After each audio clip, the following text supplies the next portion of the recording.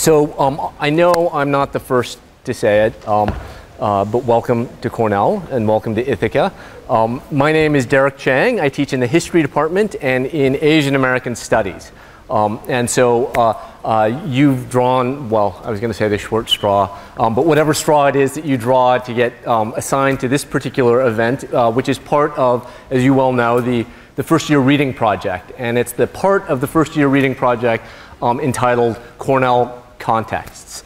Sort of thinking along those lines, what I'd like to do today is to try to provide you a kind of historical context to Julie Otsuka's When the Emperor Was Divine, a novel that takes place during the Second World War that chronicles, as you well know, the experiences of a family, a Japanese-American family during the Second World War as they're evacuated, that's the term of the time, from Berkeley, California, and interned, incarcerated really in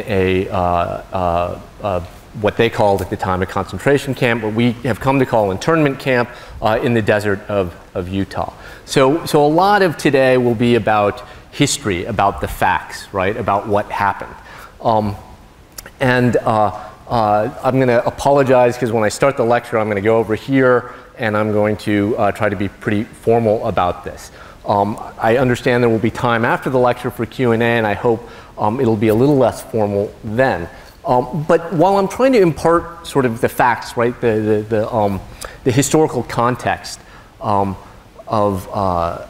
Japanese internment, to try to chronicle what happened, right, how we got to the point where the book begins, I also want to try to model in some way, right, or provide a kind of cue for you as you embark on your college careers, right, a set of questions, right, that might help you understand or help guide you as you encounter your classes over the next 3 or 4 years at Cornell, right? And those questions are why, right, and how, right? So not just what happened, but why did it happen and how did it happen, right? So today, hopefully, as you get this sort of litany of facts, and hopefully it won't be too boring and it won't be just a litany of facts, but as you get a litany of facts, I'm hoping that I'll show you, right, that by asking the question of why and how, right, those two questions, that you will begin to we'll begin to sort of peel away certain layers and develop not just sort of a chronicle of what happened, but a set of interpretations and perhaps even argument for why and how internment occurred, right? So that's sort of the project. That's sort of the project for today, right? So I'm going to talk a lot about American nationalism and race and white supremacy in particular in the context of Japanese internment.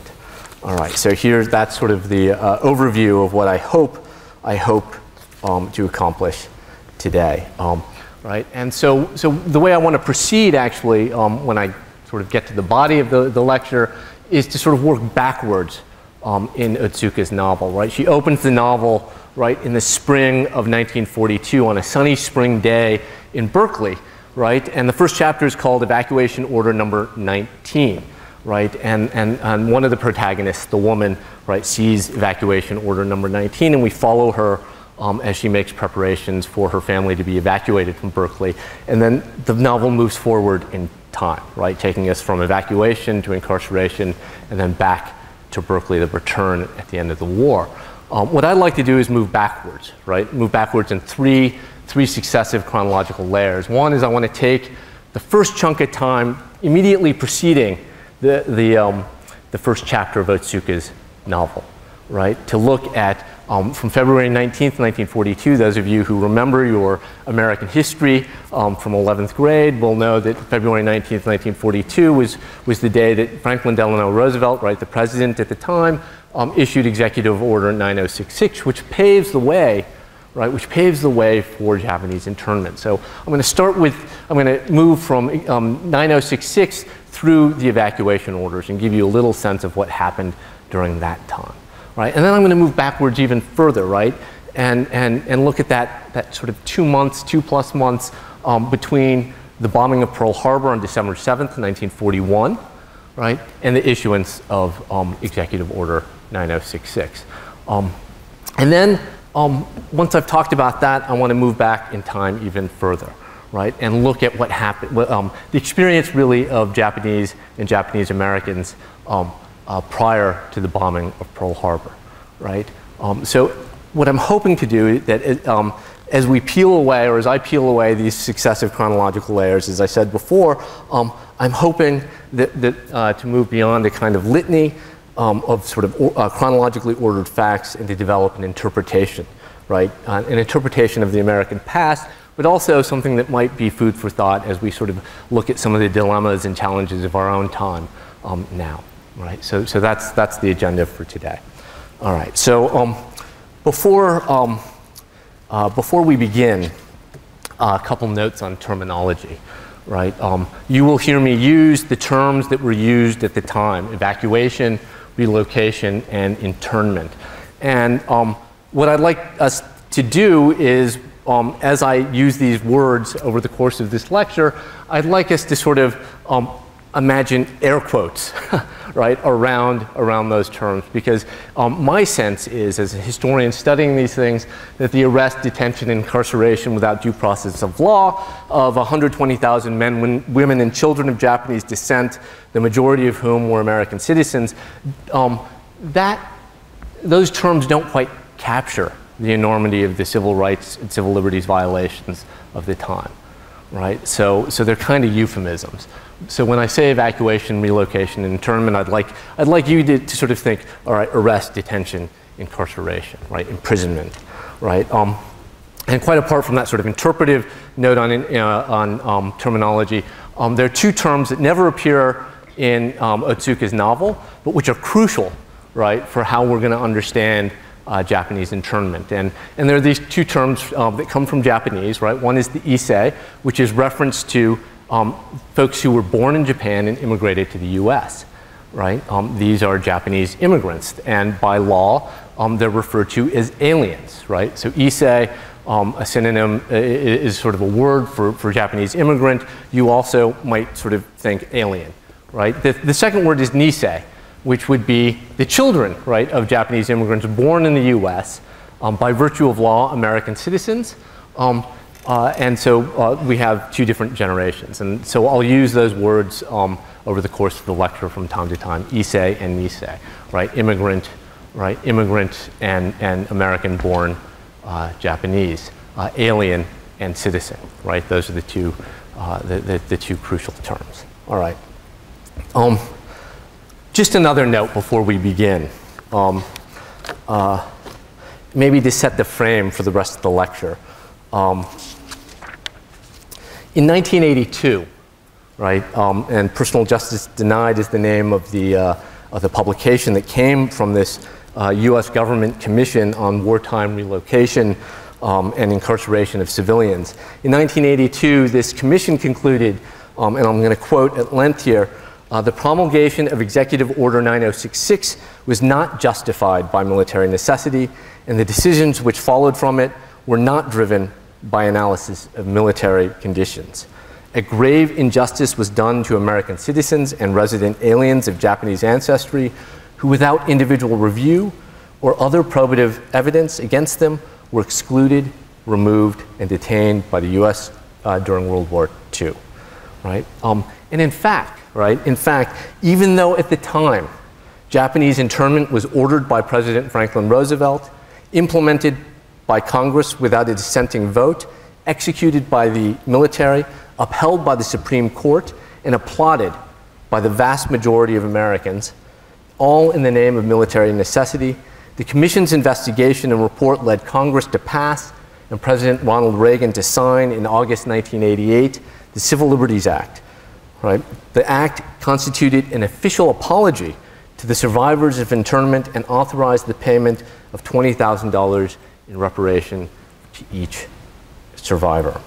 So if some 40 years later, the US Commission, the US Congress, the US President all concluded that Japanese internment was a grave injustice, then why and how did it happen? Right? This is what I hope we can begin to answer today. And for me, right, the path to answering those questions begins by trying to understand the opening chapter of Otsuka's novel. What is to account for the woman's demeanor in that first chapter? Why isn't she angrier, right, when faced with this grave injustice? How did this grave injustice occur? All right, so February 19th, 1942 through March 31st, 1942. In the opening chapter of When the Emperor Was Divine, readers accompany the woman, right, one of the main protagonists of Otsuka's novel, as she makes preparations in advance of her evacuation from her family's home in Berkeley. Otsuka's terse prose carries readers through the woman's final day in Berkeley before she moves with her children and only those possessions they could carry, first to an assembly center and then to an internment camp in the desert of Utah. Otsuka describes the woman warily burying family valuables, disposing of family pets, and destroying any memento or family object associated with Japan. Perhaps it is Otsuka's matter-of-fact account, but the woman's actions speak to me of a kind of tired resignation. And we know, because it constitutes the very first sentence of the book, that the woman is preparing to leave her home in response most immediately to the sign, right? And I'm going to quote here. The sign that had appeared overnight on billboards and trees and the backs of the bus stop benches. It hung in the window of Woolworths. It hung by the entrance to the YMCA. It was stapled to every door of the municipal court and nailed at eye level to every telephone pole along University Avenue. What Otsuka's compressed and elegant language does not reveal so obviously is that this order, right, evacuation order number 19, might have appeared overnight, but it was hardly a surprise to Japanese American inhabitants of Berkeley. Indeed, it followed a number of other edicts. Most infamously, on February 19, 1942, President Franklin Delano Roosevelt had signed Executive Order 9066. This order did not mention Japanese Americans explicitly, but it gave the US military broad powers to ban, quote, any or all persons, right, from designated military areas and authorized the military to transport them to other accommodations. Within 11 days, right, in less than 2 weeks, General John L. DeWitt, head of the Western Defense Command, acted on the authority granted by Roosevelt's order. He issued the creatively titled Public Proclamation Number 1 on March 2nd, dividing Washington State, Oregon, California, and Arizona into 2 military areas, Area 1 along the coast and Area 2 inland. Public Proclamation Number 2, released 2 weeks later, added 4 more military areas.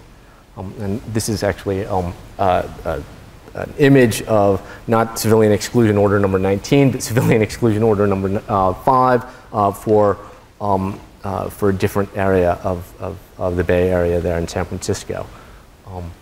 And that's another, that's sort of the flip side of the evacuation order. So you get a sense of what the woman, right, encountered on that spring day in Berkeley. All right. So Public Proclamation Number 2 was released 2 weeks after Public Proclamation Number 1, and added 4 more military areas, right, extending east to Idaho, Montana, Nevada, and Utah. Public Proclamation Number 3 on March 27th established a curfew in Area 1 for, quote, all enemy aliens, right? These would be people born in countries with whom the US was at war, right? And, quote, persons of Japanese ancestry, right? Public Proclamation Number 3 also restricted the daytime movements of these folks, right, enemy aliens and persons of Japanese ancestry, to, quote, not more than 5 miles from their place of residence. This was the first directive, the first order to violate directly the civil liberties of Japanese Americans. In the meantime, Roosevelt had established the War Relocation Authority, the WRA, by executive order on March 18th to oversee the building and administration of detention camps. And Congress had passed Public Law 503 on March 21st to establish sanctions for those who violated Executive Order 9066. Right? Public Law 503 was really the enabling legislation from Congress. To make the roundup, incarceration, and transportation easier, on March 30th, Public Proclamation number 4 restricted all people of Japanese ancestry, not, I should note, other enemy aliens, from leaving Area 1, right? And here's this sort of sign that's sort of indicating that this is military area number 1, right? It's a prohibited zone. But even before Public Proclamation number 4, the Army, with help from the U.S. Census Bureau, began issuing civilian exclusion orders. The first came on March 26th on Bainbridge Island in Washington State. It ordered all persons of Japanese ancestry, both alien and non-alien alike, right, Issei and Nisei alike, to be prepared for removal on March 31st. All right, so the steady drumbeat of military edicts handed down in the 5.5 weeks between Roosevelt's executive order and the civilian exclusion orders meant that the woman, right, as she stoically dispatches with the family dog, wrings the rooster's neck, packs and hides her family's belongings, and destroys her material links to Japan, would not have been surprised on that sunny day in Berkeley. Indeed, Asian American scholar Jane Iwamura writes, the initial response to mass incarceration of most Japanese Americans could be encapsulated by the phrase shikata ganai, or it cannot be helped now. She cautions, though, against seeing this philosophical phrase as merely fatalism. Rather, it implies in its utterance the need to move on with life in the face of circumstances one cannot adequately explain and does not have the power to change.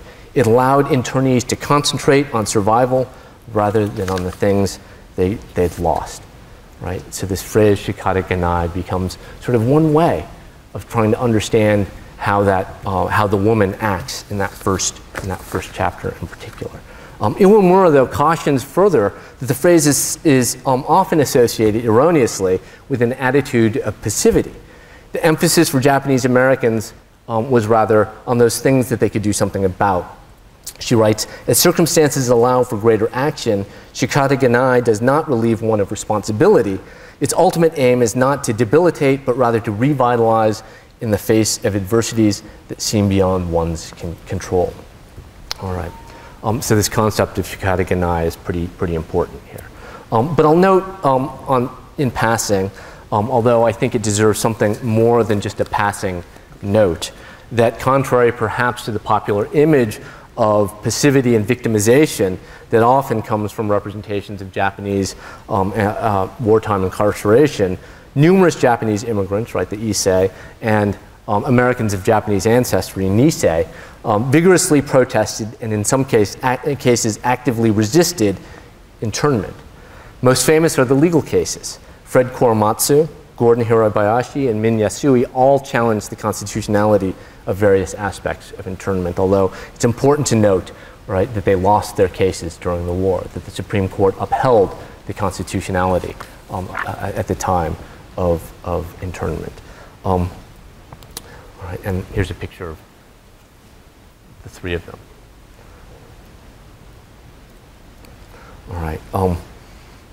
And in February 1943, another example of resistance at the Hart Mountain, Wyoming internment camp, a group of Nisei established a fair play committee when the U.S. military and the WRA circulated a questionnaire to determine if they were loyal enough to be drafted and to serve in the armed forces.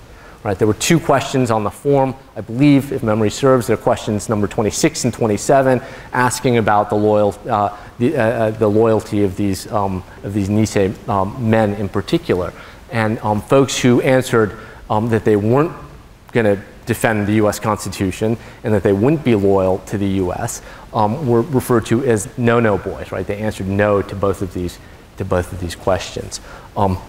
At any rate, the Fair Play Committee, which consisted of politically motivated draft resistors or no-no boys, right? The Fair Play Committee eventually numbered around 100 people at the Wyoming, at the Hart Mountain, Wyoming camp, and they were joined by another 200 people in other camps around the country, right? 63 of these no-no boys in Wyoming 63, were arrested, tried, and convicted of draft evasion in the state's largest mass trial ever. But the point here is that they saw what was wrong, or that they felt that something was wrong, that their civil liberties had been violated, and they, in fact, did something about it, right? To sort of counter the notion of passivity here. In this document, which I don't know if you can read or not, is a sort of a draft of minutes or an agenda from a Fair Play Committee meeting at Heart Mountain, Wyoming.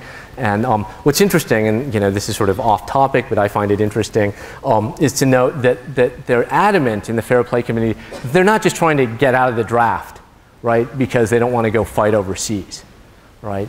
But they're resisting the draft actively because this is not what the Constitution, this is not how they're supposed to be treated according to the Bill of Rights and the Constitution, right? And that until the U.S. government upholds their end of the bargain, right, the idea of fighting for that country is unpalatable, to say the least, right? So that's the Fair Play Committee. All right. So, but even when they didn't organize through legal or collective action, those who were subject to internment understood that internment was in fact a violation of their rights. Right? For the Issei generation, those who had been born in Japan and immigrated to the US, the resignation implied by shikata ganai perhaps hid feelings of disgrace and humiliation. Right? Yamato Ichihashi, 64 years old in 1942, had been born in Nagoya, Japan, and came to the US at the age of 16. He attended public school in San Francisco, graduated with bachelor's and master's degrees in economics and government from Stanford, and earned his doctorate at Harvard. In 1913, he returned to Stanford to teach Japanese history and government. In the late spring of 1942, Ichihashi and his 50-year-old wife, Kay, began their wartime odyssey from Palo Alto to the Assembly Center at the Santa Anita Racetrack in Southern California, to the Tule Lake Relocation Center for alleged pro-Japan prisoners, to the camp in Granada, Colorado.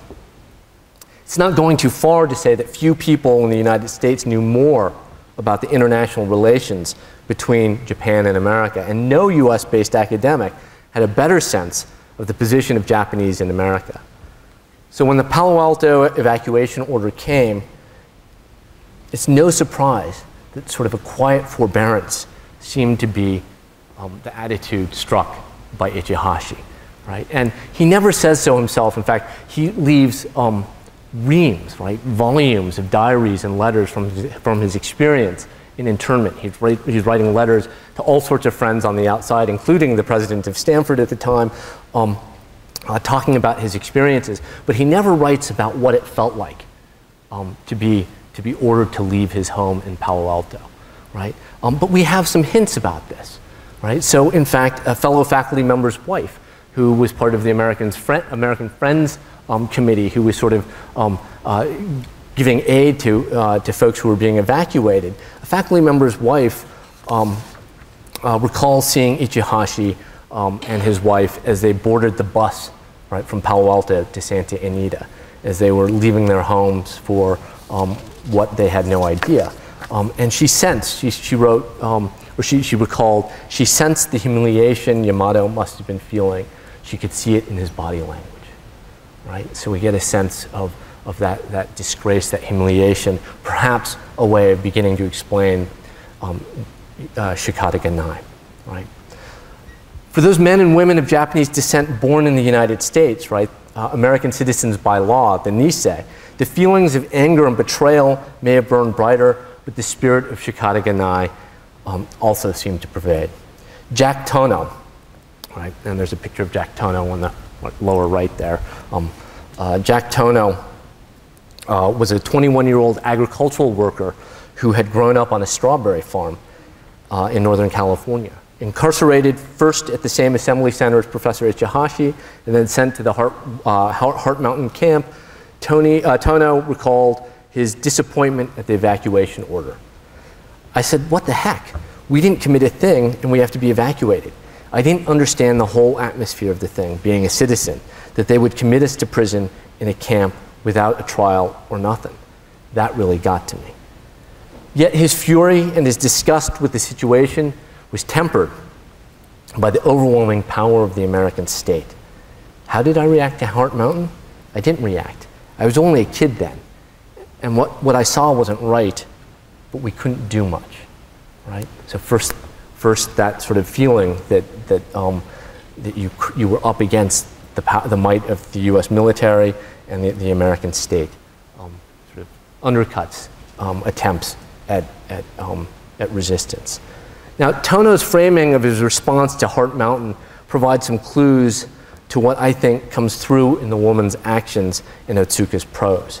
The kind of tired expectation, right? The knowledge that internment would happen, especially, as Tono puts it, after everything else.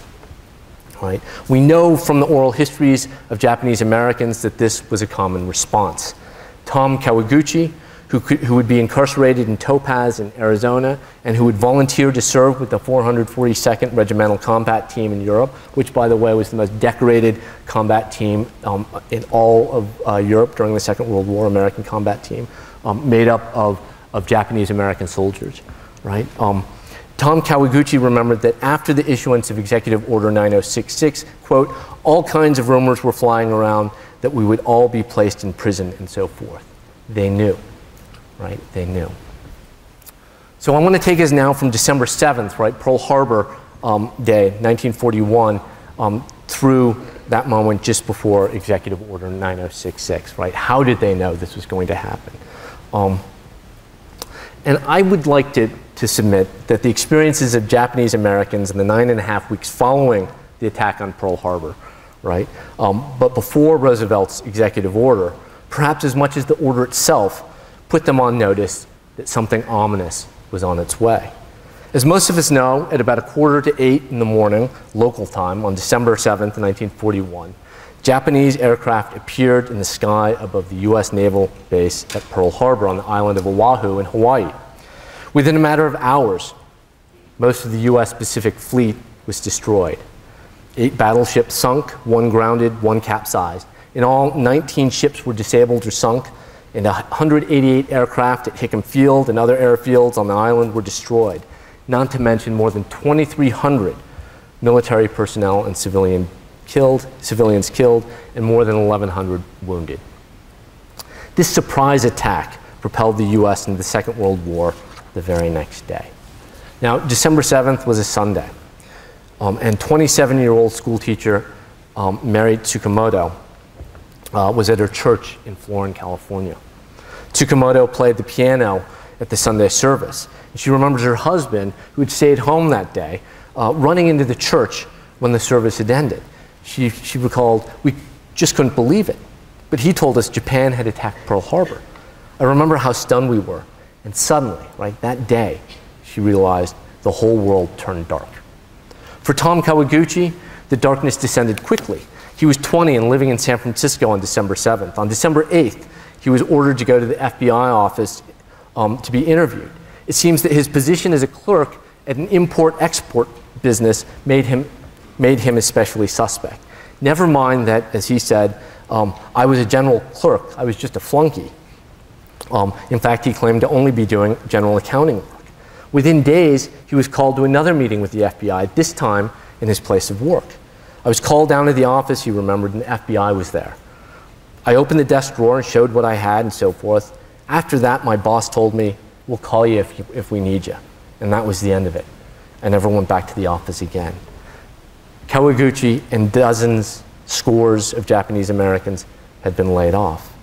He recalled, we used to march down to Mission Street and get our unemployment checks. Morale was low. We knew we couldn't find jobs elsewhere. In Seattle, Frank Katagi didn't lose his job right away, but he and his employer, a white man named Vincent Hallinan, discussed what the bombing might mean for Japanese Americans. December 7th was a Sunday, he remembered, so we were eating lunch together. Then the news came. So all of a sudden, you know, Vince, he was so surprised, and I was surprised too. Then Vince said, you know how it is now.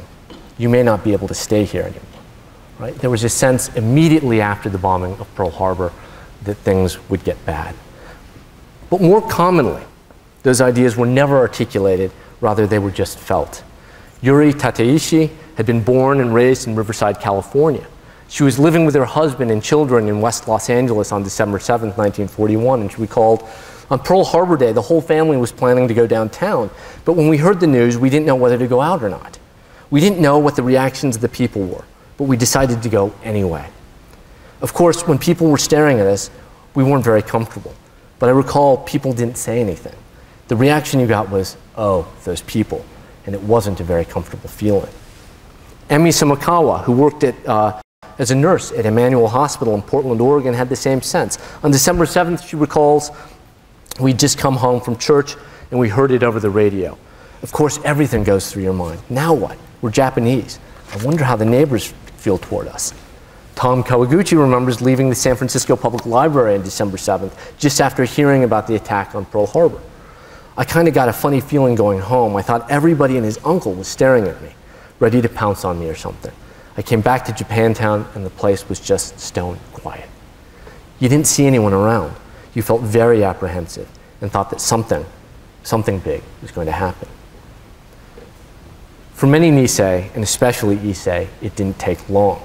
While Kawaguchi was summoned to the FBI's office on December 8th, others were arrested. Remember, this is before Executive Order 9066. Donald Nakahata, who was 12 in 1942, was the son of a part-time newspaperman. His father was also active with the Japanese Community Association in the Bay Area, which, according to Nakahata, made him a prime target of the FBI. The elder Nakahata was arrested on December 7th or December 8th. His son, telling the story some 50 years later, couldn't actually remember. What he could remember was that his father, after hearing about the attack on Pearl Harbor, decided to write a story about the Japanese community in San Jose and its reaction to the attack. So young Donald walked his father to the bus stop. He recalled, we went down Pine Street, down to Fillmore, to the number 22 streetcar. My father took the 22 streetcar and went to the Southern Pacific and took the train to San Jose, and that was the last I saw of him. He'd been arrested. The 3,500 Japanese Americans who lived on Terminal Island in Long Beach Harbor near the port of Los Angeles knew well before February 19, 1942, what fate they might face. Yuri Kochiyama, who would go on to become an important activist in the Asian American and African American communities, saw her father arrested the day after Pearl Harbor.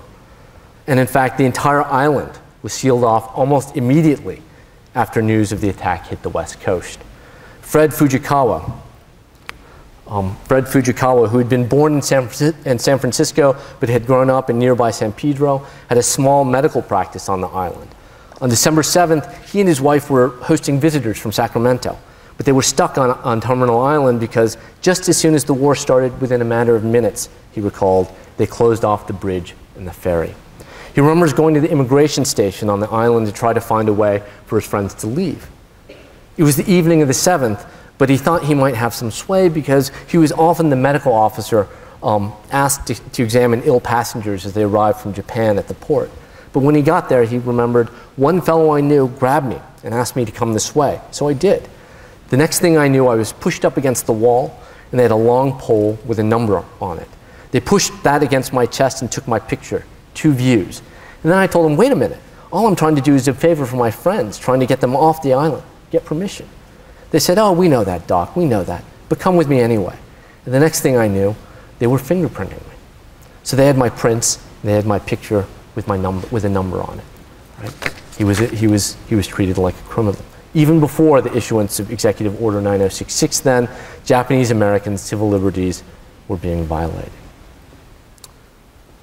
But perhaps the most important thing to note from all of this, beyond the fact of the violations themselves, is that many Japanese Americans saw these actions, just as they would see the actions that would follow 9066, not as an aberration, but rather as an extension of the racial prejudice they had experienced in their everyday lives even before Pearl Harbor.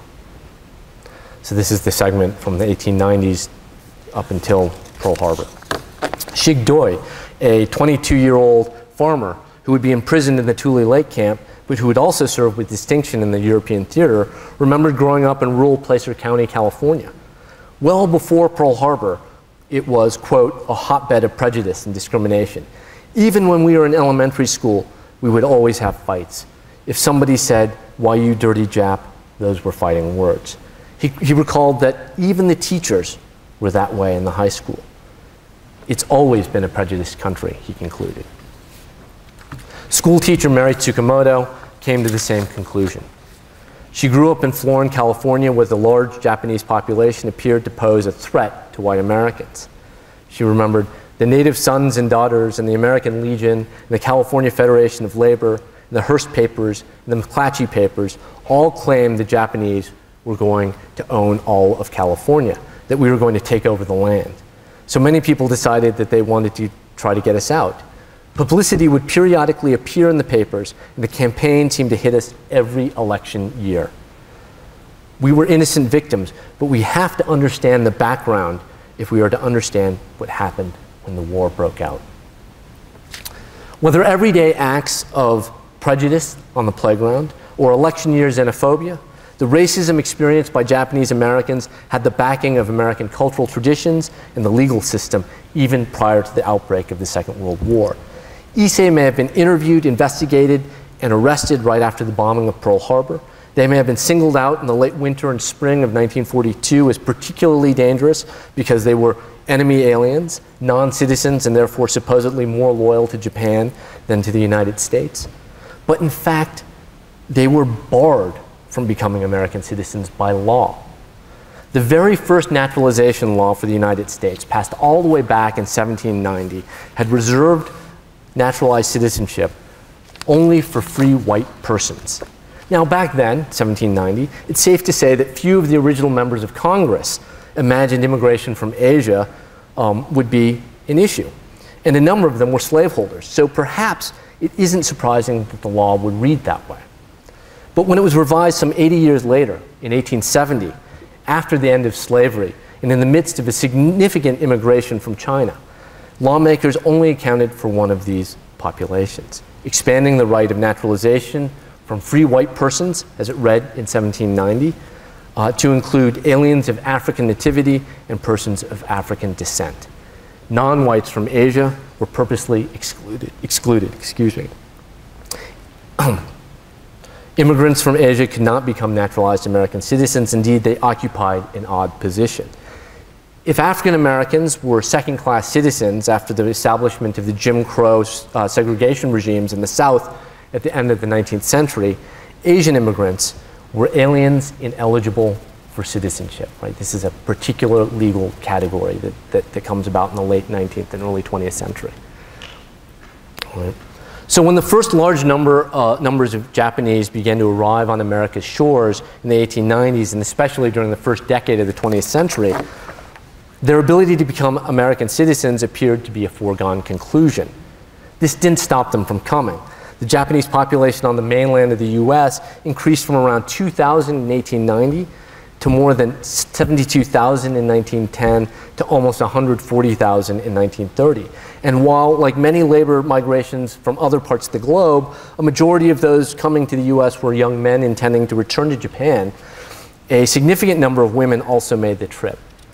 So the number of immigrants by the 1920s was being supplemented by children born in the US, right, the Nisei. Japanese immigrants had established families, and they had established themselves in agriculture up and down the Pacific Coast states. And in cities in California and Oregon and Washington, they were starting businesses and creating ethnic economies and ethnic communities. Yet still, the Issei could not become citizens. Now, Nisei, of course, by virtue of their US births, were citizens, but those born in Japan, no matter how long they'd been in the US, no matter how Americanized, right, that's a term that was very popular at the time, no matter how Americanized they became, no matter how rooted to the land by virtue of their work on farms or their children's upbringing, were not considered capable of becoming proper Americans. In fact, in 1922, after Takao Ozawa challenged his status as an alien ineligible for citizenship, the US Supreme Court ruled that he was not entitled to naturalized citizenship because he was clearly not Caucasian, right? Those are the words of the court. Never mind that Ozawa had argued that he was an assimilated Japanese immigrant, and therefore deserved the right to be naturalized. That though he had been born in Kanagawa, Japan, he moved to the US as a teen in 1894, had worked his way through various schools, and had graduated from Berkeley High School. Forget that he had attended the University of California for 3 years, moved to Hawaii, worked for an American firm. Ignore that he had claimed to be a true American at heart, that he was Christian, that he spoke fluent English, and that his 2 children couldn't even speak Japanese and attended American schools. And disregard that a lower court had ruled that he was, quote, in every way eminently qualified under the statutes to become an American citizen, except in one way. He was not white. The US Supreme Court decided that that one qualification, his race, was key. As a Japanese-American newspaper noted at the time, the decision shattered completely the slim hope we had entertained of becoming citizens.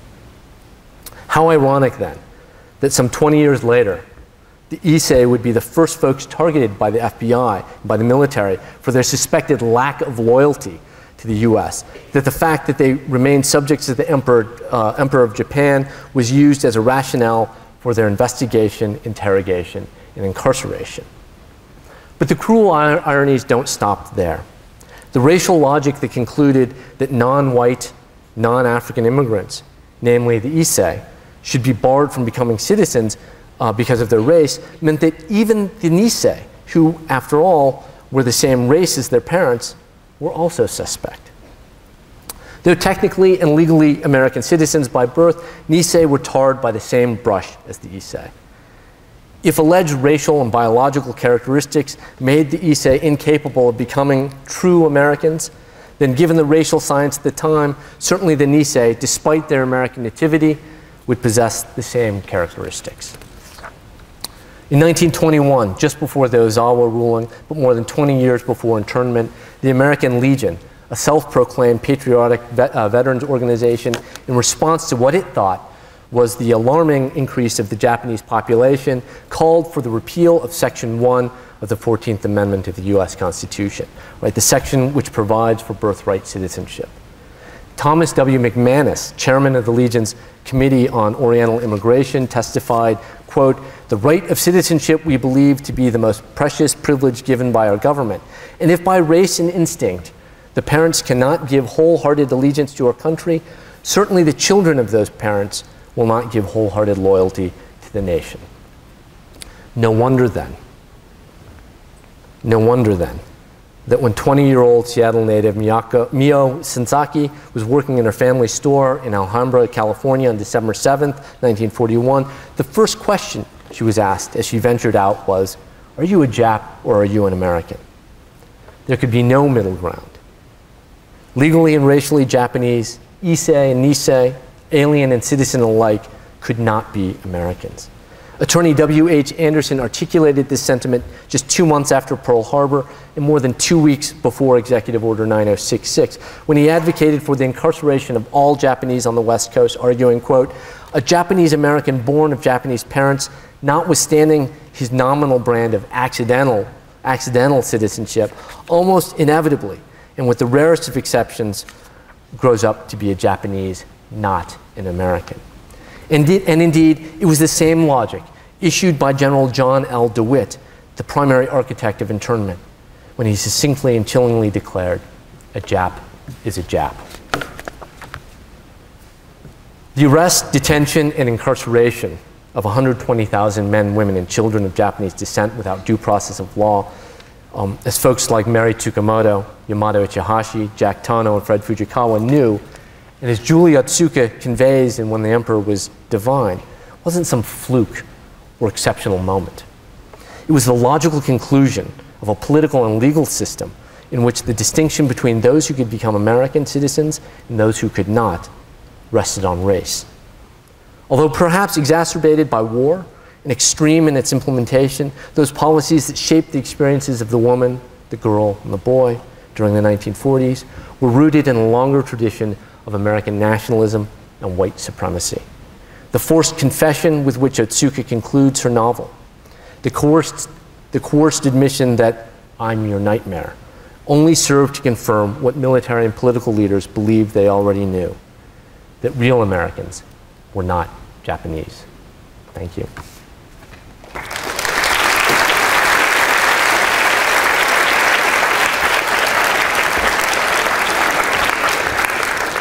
All right, so that was kind of a lot, but I'm happy to take questions. No questions? Questions? I answered all of your questions. You've got it completely, yeah. You ended with this whole discussion, which is really outstanding, about how Japanese weren't allowed to be citizens. What about the status of Chinese? They weren't allowed to be citizens either until I believe it's 1943. And that was a function, right, really of a kind of geopolitics, if we think about it, right? The Chinese were allies, right? So they repeal that portion of the law for Chinese. And they do it eventually for Filipinos and South Asians as well, folks from India.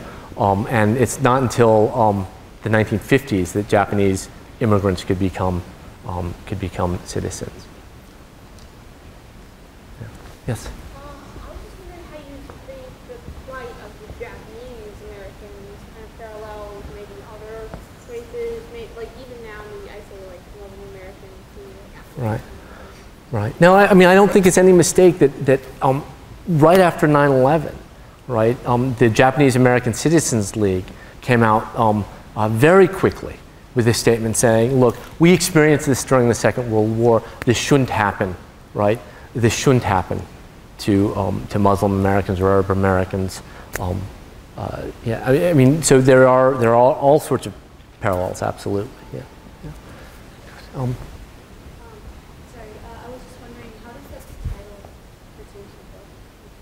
The title of my talk?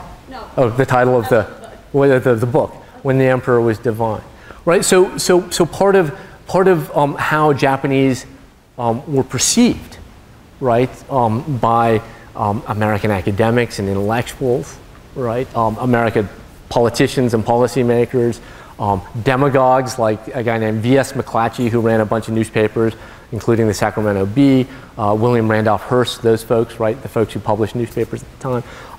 One of the ideas behind Japan and Japanese people in general, right, was that their religious and cultural, right, in the very fiber of their being, right, was this sort of belief in the divinity of the emperor, right, so that they would no matter what, right, be loyal to the emperor, right. So I think the title of the book seems to me, at least, right, to be kind of a nod to the notion of, or to be sort of opening the question of loyalty, right, which really is what, in the end, a lot of what the sort of debates about internment pivoted on at the time, right? Could Japanese be loyal, right? So I think that's where it comes from, right? So there's a term from the time, Mikadoism, right, which is sort of the kind of notion that this religious belief in the divinity of the emperor. Yeah. So there was another hand. Yeah, there you go.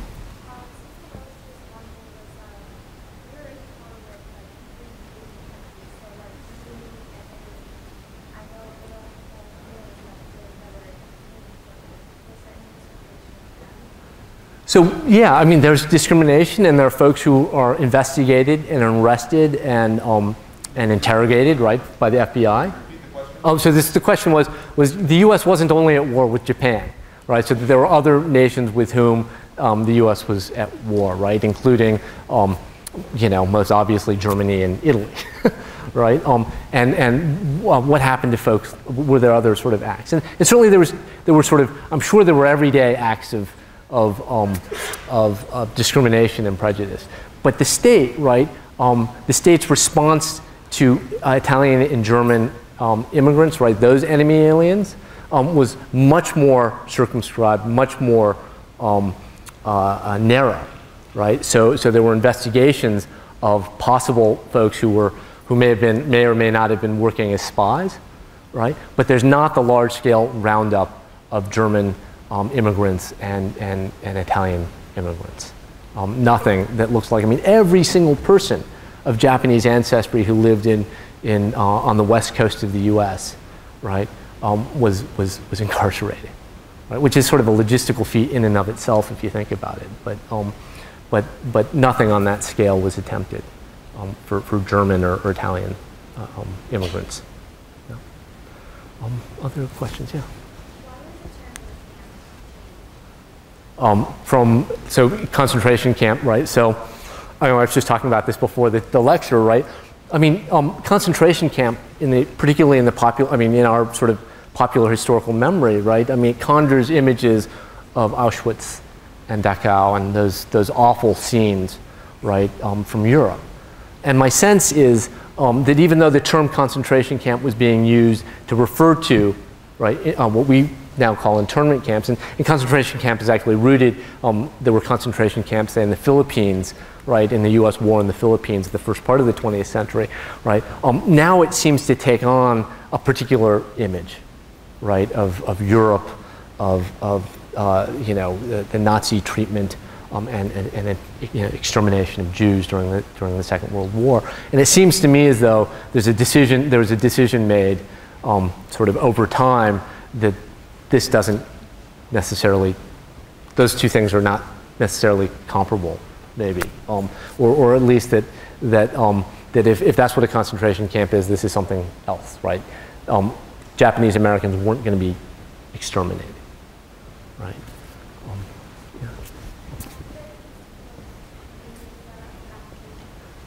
Yeah, that's a good question. Actually, I don't know.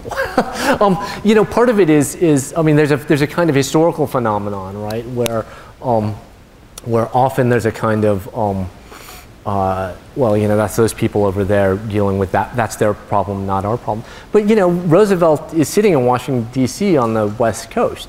He's signing Executive Order 9066, right? I mean, there is the idea, right, that this is perhaps a necessary and a good step, right, to take. I don't know if that answers your question. Do you have any authority to arrest a Japanese citizen or say if we weren't in a military zone? There's no authority. I mean, I guess even before the military zones were created, right, they were arresting them, right, the FBI arrested, right? So on December 7th and December 8th, right, before Public Proclamation number 1, right, creates those military zones, right, months before those are created, folks are being arrested. So yeah, I mean, I think the FBI was very engaged in this. Yeah. Questions? Yeah.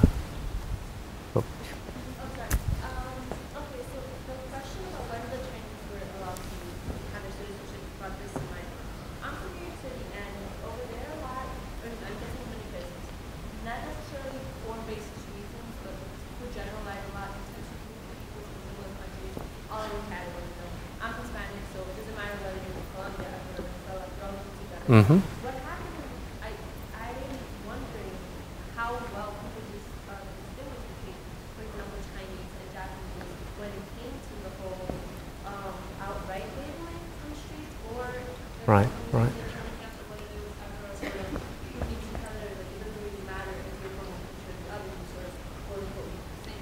Yeah, no, I mean, so the question is about the ways if or how it worked with Japanese and Chinese, right, during the Second World War in particular, right, whether there's a sort of a conflation of the two, right, and whereas the Chinese were granted the right of, and only 100 a year could become American citizens, right, so it's not sort of a token move in 1943, right, whether the differentiation between Chinese and Japanese occurred and how that happened. So I mean, race functions in funny ways, right? So part of it is that kind of conflation, right? And we see it time and time again historically. So whether it's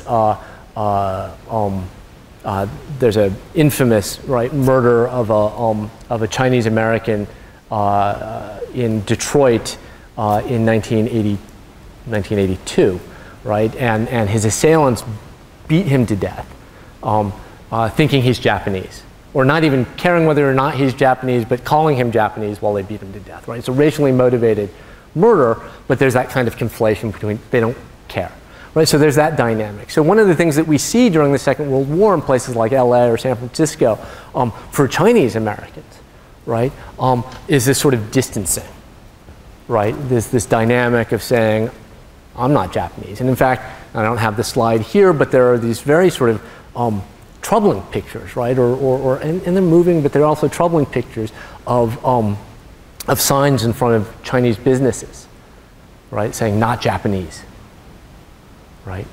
Don't mistake me for one of those guys, right? Because the consequences for that kind of conflation are pretty dire. Sure, there's a... I'm sorry? Yeah, so there's a small Japanese population in New York City or Chicago, right? And it's they're not, those folks aren't subject to internment. Folks in Hawaii, right, weren't subject to internment. Yeah. Even though the proportion of the population of Hawaii that was Japanese was much greater than the proportion of the population, right? So why only the West Coast and why not the East Coast?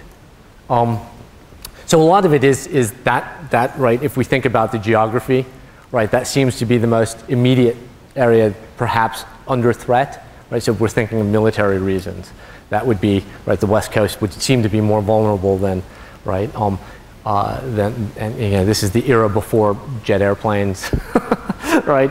So the range of it's also where the largest concentration of Japanese in the U.S. are, in the mainland U.S. are, right? So something like, I want to say something like 70% of the Japanese and Japanese American population, right, resided in California, and residing in California alone, right? So when you add Oregon and Washington State to the mix, that's most of the vast majority of Japanese and Japanese Americans were on the West Coast.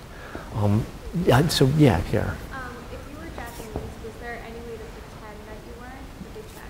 Yeah. So one of these guys, I'm trying to remember for the life of me, one of the three gentlemen who brought lawsuits, right, against the U.S. government. I know it's not Gordon Hirobayashi.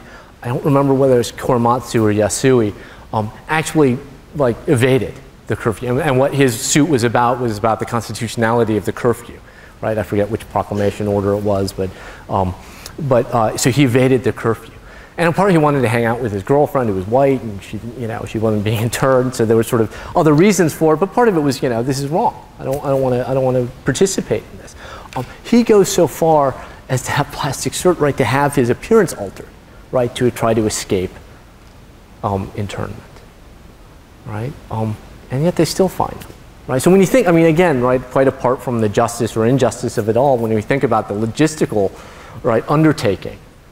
It's a pretty stunning, achievement. Maybe the wrong word, but it's a pretty stunning sort of accomplishment. It's definitely the wrong word, but you know what I mean. Yeah, lots of questions. I'll take that one and then we'll go back here. Yeah.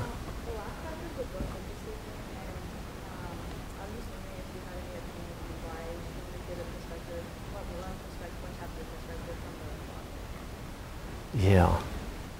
Yeah, it's a good question. So not the sort of final. Repeat the question. So the question is why was there only one chapter from the perspective of the father? So I'm going to do the professorial thing and evade the question, and really sort of say, actually, it's a great question for your seminars, right? So is it tomorrow or is it Tuesday or maybe both days? Tomorrow, right? You all are going to. I think it's a wonderful, and I think actually it's not readily. I mean, the answer is not there in the text, right? It's a matter of interpretation, so it's worth thinking about. I mean, the other professorial thing to do would be for me to say, well, what do you think? So just be ready for that in the next few years, right? Yeah. Hand there. I'll get to you over here.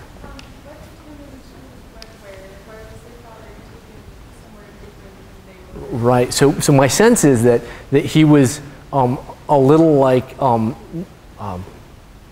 So there were some folks who were deemed particular threats, right? Who were taken away to different detention centers, right? So that was part of that. That's part of my sense is that's what he was about, right? And in part because right, he has some. He's in some business that goes away, right? That's I think I'm trying to recall. I think that's what we're told by Otsuka, right? In my sense, it's a Japanese business, right? And often, right, just like the guy who was who worked for the Japanese, the import-export business, right? There are certain jobs that were deemed particularly suspect. All right.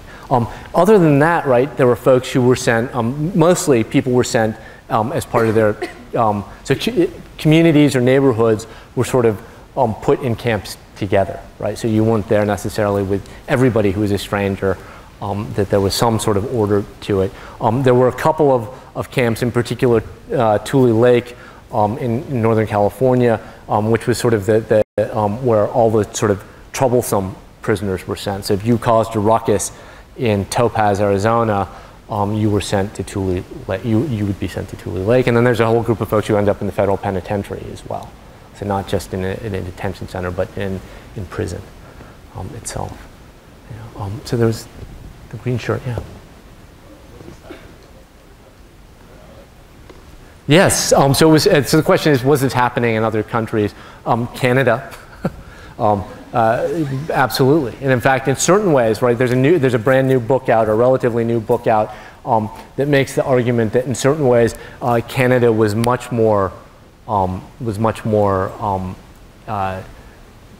harsher about this, right? That the internment sort of came swifter, and yeah. So yeah, it was happening in other places. I mean, there's also a group of folks, right? So Japanese immigrants aren't just coming to Canada and the U.S., right? They're all over the place, and in part they're other parts of the Western Hemisphere, right? In Latin America and places like that. And the U.S. is encouraging, right, folks to arrest Japanese nationals in places like Peru and then ship them to the U.S. to be imprisoned in the U.S., right? So it's sort of a hemispheric phenomenon in certain ways.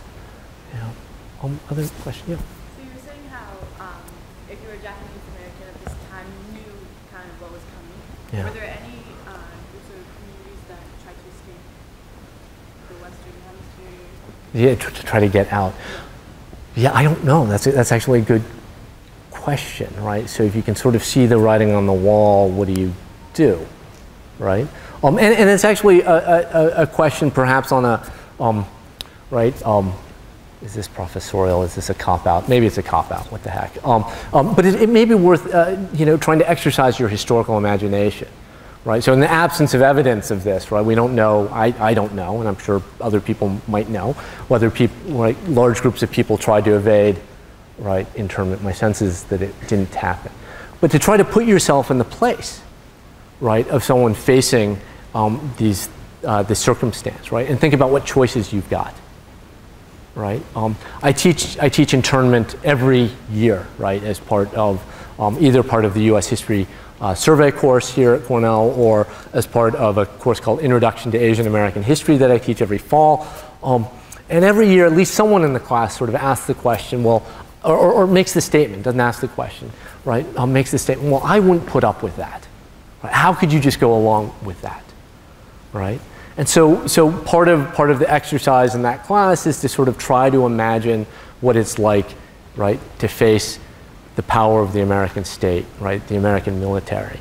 I don't have pictures of it here, but some of the iconic photos, right, of internment, of the transportation of internees, right, they're being guarded by soldiers, right. The oral histories that I excerpted quotes from. There's one oral history that talks about, oh no, I'm thinking of Yamato Ichihashi, the Stanford professor, right? He writes this great letter to the president of Stanford about the conditions in the camp, right? And the food is awful, and he's got an upset stomach. I mean, he's in his 60s at the time. It's a rough go. He's having a rough go of things, and he's saying, things actually got better last week because there were film crews around, right? And they wanted to show that things were getting better. And in fact, the soldiers who were guarding us seemed to respond to us. But this is to say that they were all being guarded by armed soldiers, right? They were behind barbed wire, right? So what choices do you have? And I think it's an interesting question. Sure.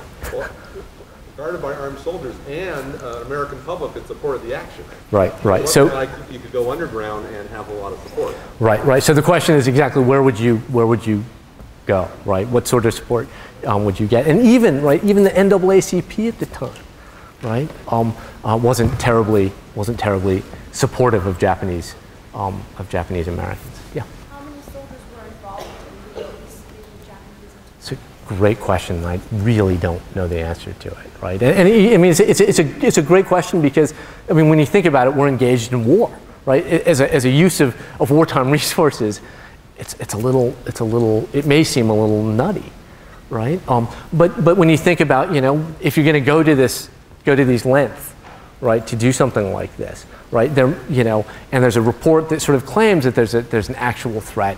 You're going to want to make sure that that's resourced in a particular kind of way. There's a wonderful article that talks. I mean, this is sort of history geek, whatever, technical stuff, but that the New Deal, right? That the sort of expansion of the federal government in the 1930s under Roosevelt, right? The creation of particular kinds of federal programs, right? Sets the stage, right, for the WRA and for internment, enables internment, right? So the article I think is called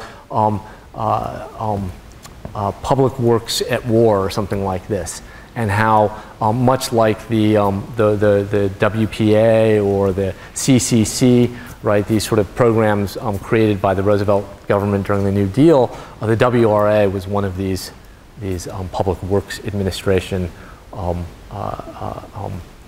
entities. So yeah, I mean, the logistics of it all are pretty interesting. I'm going to sort of see if there are other questions. I'm sorry. Yeah. Why did they choose to intern immigrants as opposed to deport them back? Yeah, so you got to wonder whether Japan would want them, right? And the logistics of international relations, you've got to actually negotiate that with a country with whom you're at war, right? There are a small group of folks, and I don't remember the numbers before someone asks, right? There's a small group of people who renounce their American citizenship, Nisei, right? Who haven't spent much time in Japan at all, and are sent back to Japan, or sent to Japan, right? But when you think about the logistics of negotiating during wartime with an enemy state, and whether those folks, that nation would be willing to receive these folks, I think that's the reason, right? And it's not like traveling the Pacific is safe during this period either, right? It's war. Other questions? Yeah. Do you know where this particular book was chosen? Yeah, you know what? I don't. Should I get myself into trouble here and say that the choice of the first year reading project book, or the new student reading project book, it's run by the associate vice provost for undergraduate education, I think, Laura Brown, and her office. I believe she has a committee that she works with, but I wasn't privy to any of those conversations. I was actually, because I'm an Asian American historian, right? This is some of the stuff that I study, and I'm actually, my current research is on the period that precedes internment, so the 19-teens and 1920s. I was totally delighted to see this as the choice, because it's sort of right up my alley in all sorts of ways, and I actually have a personal connection to the book, which I wasn't going to reveal, but what the heck, right? So Julie Otsuka, her family's from Northern California originally, or at least her mom's family is from Mountain View, California. But they moved subsequently to Southern California, which is where I grew up. And Julie's youngest, well, is she the eldest? Anyway, Julie's younger brother and I were really good friends in middle school and high school. We were the two geeky Asian boys who played oboe in the orchestra, and had every single class together, right? So it was sort of neat to sort of see this as the choice. Yeah. While they're on the train, it's revealed that two children have the same identification number. Right. So that would, like, obviously children in the same family would come together. But was there anything in place if children were to become separated from both their parents, or if they would become orphans while they were in the camp? That's a great question.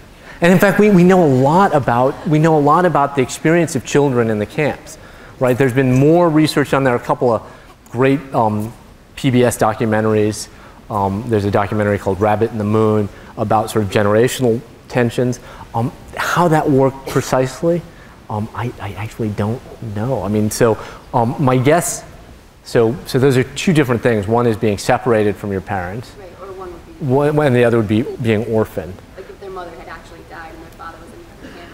Yeah, no, I would venture to guess that that there would be mechanisms involved for that. The separation thing, which, you know, those of us who have gotten lost as little kids, right? The anxiety of getting on a train and not knowing where your parents are, right?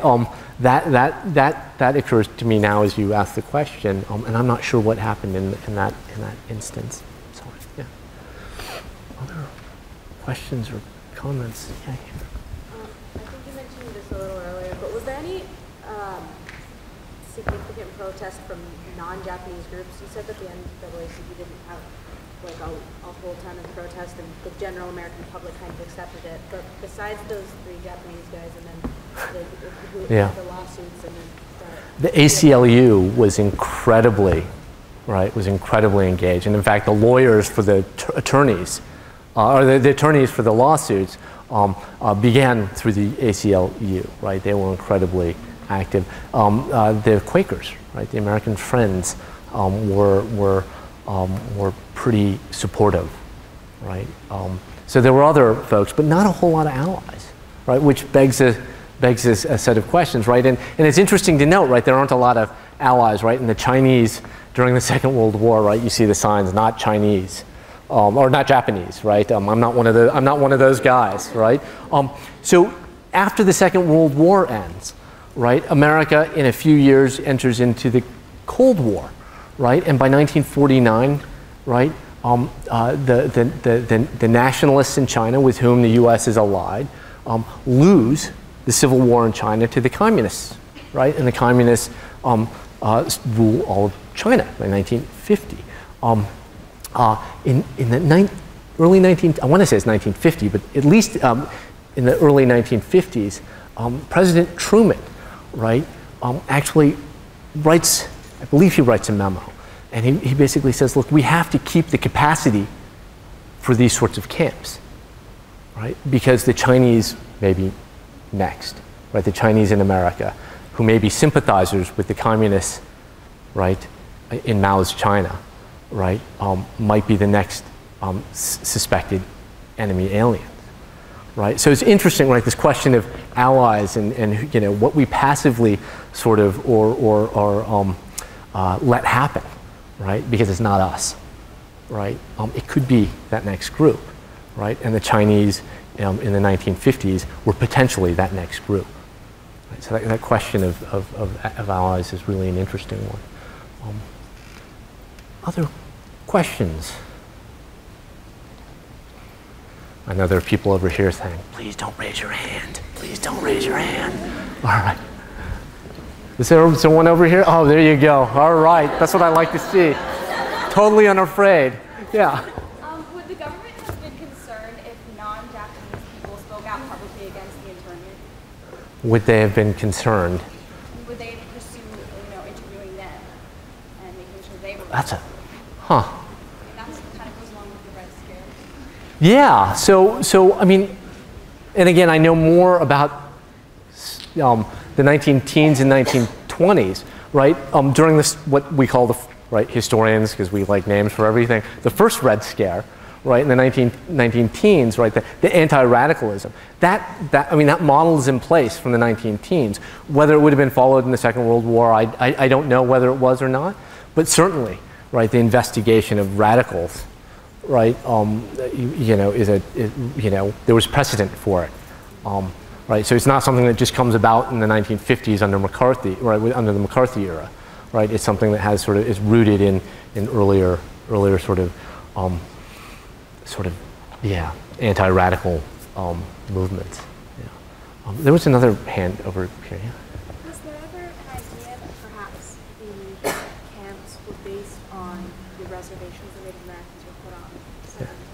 So the question is about the relationship between internment camps and Indian reservations, right? There's a fascinating book. Should I call it I'll call it a fascinating book that actually looks at Indian reservations, internment camps, and public housing projects, right? As sort of these attempts by the government, right, to control, right, social control, right? So whether there's an actual link in the architects, right, of these things, I don't think so, although I don't know for sure. But there's certainly, right, a kind of philosophical and ideological connection among those things, right? So how do we get folks to do what we want them to do through housing, right? And through the removal and, right, I mean, all of the sort of boxes are ticked, right, that make those things kind of comparable in certain ways. You know, I mean, the place that actually, and I didn't talk about this, but where they're similar, right, in particular, right? So a lot of Native Americans, right, the Indian reservations, right? Some of that is because other folks want that land that they're sitting on, right?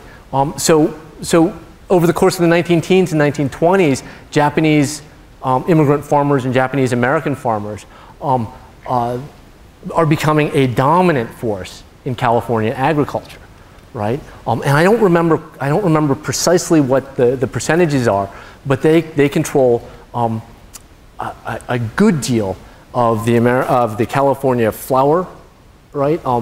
So cut flowers and things like that, of fruits and vegetables, right? Production in California, and in fact, prior to Executive Order 9066, the sort of industry organization, right, for flower growers on one hand and vegetable and fruit growers on the other, right, actually come out in support of internment, right? They want to see Japanese farmers taken off the land too, right? And that's something we don't talk about much. And certainly when I learned about Japanese internment in high school, that wasn't part of the equation, right? That there's an actual economic motive, right, for Japanese internment. Get them off the land so we can take it over. Yeah. Yes, you've been very patient. Do I know? No. That's a simple short answer. Why is there a paper crane on the cover of the book? Actually, my edition of the book doesn't have a paper crane on it. So what, I mean, can I ask you why you ask? Well, I associated paper cranes with like the bombing of Japan during World War II. Huh. Like, you know how when you sold 1,000 cranes, it was supposed to be like carrier cancer or something from the radiation. Okay. So, like, we had a presentation. I want to All right. No, I have no idea why there's a paper crane on the cover of the book. I'm going to venture a guess and say that I'm not sure Julie Otsuka knows why there's a paper crane on the cover of her book. Often these decisions aren't made by the authors themselves, they're made by other people, right? All right. So other questions? I hear restlessness. I think that's an okay thing. It's a beautiful afternoon. It's been a long afternoon. So let me just say once again, thank you for your attention this afternoon, and good luck with the rest of your Cornell career.